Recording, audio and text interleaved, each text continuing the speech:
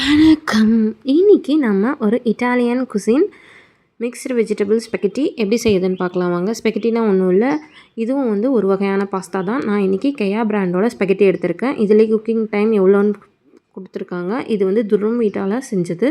Plus இதில் வந்து back சைடில் இன்ஸ்ட்ரக்ஷன்ஸும் கொடுத்துருக்காங்க எப்படி குக் பண்ணோன்ட்டு. இப்போது ஒரு கடாயில் தண்ணி ஊற்றிட்டு கூடவே தேவையான அளவு கல்லுப்பு ப்ளஸ் வந்துட்டு 2 ஸ்பூன் ஆயில் சேர்த்துக்கோங்க. தண்ணி நல்லா பாயில் ஆனதுக்கப்புறம் நம்ம இதில் ஸ்பெகட்டி சேர்த்துக்கலாம். நான் இன்றைக்கி 250 கிராம் ஸ்பெகட்டி எடுத்திருக்கேன். இது இந்த தண்ணியில் போட்டதுக்கப்புறம் உடனே இந்த மாதிரி பெண்டாகி வந்துடும். அதை நல்லா இந்த மாதிரி கலந்து விட்டுக்கோங்க.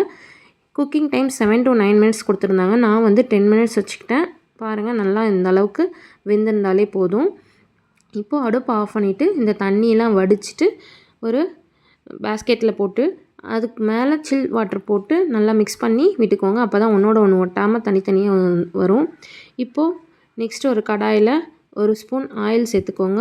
நமக்கு இஞ்சி பூண்டு பேஸ்ட் தேவை. அதனால் வந்து ஒரு சின்ன துண்டு இஞ்சி 3 பூண்டு எடுத்திருக்கேன். அதை நல்லா க்ரஷ் பண்ணிவிட்டு இந்த மாதிரி சேர்த்துக்கலாம். சேர்த்துட்டு அதோட பச்சை வாசனை போனதுக்கப்புறம் வெஜிடபிள் சேர்த்துக்கலாம். நான் இன்றைக்கி ஒரு மீடியம் சைஸ் ஆனியன், ஒரு கேரட், ஒரு கேப்சிகம் சேர்த்துருக்கேன். இந்த மாதிரி கட் பண்ணி சேர்த்துக்கோங்க. இப்போது இந்த வெஜிடபிள்ஸை ஹை ஃப்ளேமில் வச்சு ஒரு 30 செகண்ட்ஸ் நல்லா இந்த மாதிரி வதக்கிக்கோங்க. இப்போது லோ ஃப்ளேமில் வச்சுட்டு மூடி வச்சுக்கோங்க. வெஜிடபிள்ஸ் நல்லா ஒரு 1 மினிட்க்கு வந்து குக் ஆகணும். ரொம்ப குக் ஆகக்கூடாது. ஒரு 70-80% குக் ஆனால் போதும். இந்தளவுக்கு குக் ஆகியிருந்தாலே போதும். இப்போது நெக்ஸ்ட்டு வந்துட்டு இதில் நான் பன்னீர் சேர்த்துக்க போகிறேன். நல்லா குட்டி குட்டியாக க்யூபாக கட் பண்ணி சேர்த்துக்கிறேன். உங்கள்கிட்ட மஷ்ரூம் இருந்தால் அதையும் சேர்த்துக்கலாம். பட் ஆனால் இது கூட சேர்க்கக்கூடாது. அது தனியாக வந்து நம்ம வதக்கி தான் சேர்த்துக்கணும். ஏன்னா அதுலேருந்து தண்ணி பிரிஞ்சு வரும். இப்போ மசாலாலாம் சேர்த்துடலாம். 1/4 ஸ்பூன் கரம் மசாலா தூள், 1/2 spoon pepper powder, 1 teaspoon soya sauce சேர்த்துக்கிறேன்.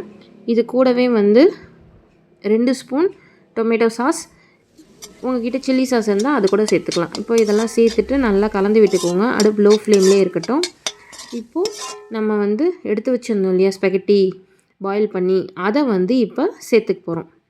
சேர்த்துட்டு நல்லா கலந்து விட்டுக்கோங்க. அந்த மசாலா எல்லாமே வந்து ஸ்பெகட்டியில் கோட் ஆகிற மாதிரி நல்லா வந்து மிக்ஸ் பண்ணி எடுத்துக்கோங்க. அவ்வளோதான், நம்மளோட ஸ்பெகட்டி சூப்பராக ரெடி ஆகிடுச்சு. இது வந்து நம்ம அப்படியும் சாப்பிட்லாம், இல்லை டொமேட்டோ சாஸ் வச்சும் சாப்பிட்லாம். ரொம்ப சூப்பராக இருக்கும். ஹெல்த்தியான ஒரு ஸ்பெகட்டி ரெசிபி ரெடி. இந்த மாதிரி ஒரு தடவை ட்ரை பண்ணி பாருங்கள்.